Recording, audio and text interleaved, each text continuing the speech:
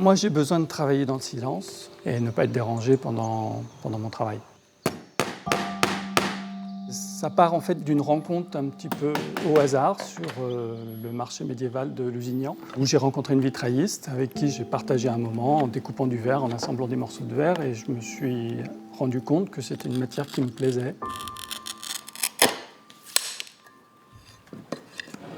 L'histoire du vitrail, c'est à travers le Moyen-Âge et les églises.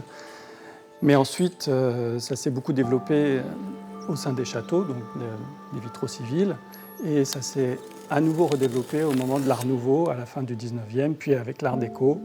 Et là, le vitrail est pleinement rentré dans les maisons, dans les immeubles parisiens. Il y en a beaucoup dans les immeubles haussmanniens, entre autres.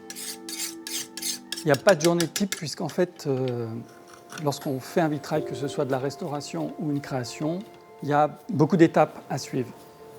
Et on ne va pas faire toutes les étapes la même journée. Moi, ce que j'aime, en fait, c'est de pouvoir commencer à découper le verre et de voir le dessin se transformer en véritable vitrail. Et là, on a un aperçu de ce qui va se passer au final, quoi. Et là, ça devient un peu magique.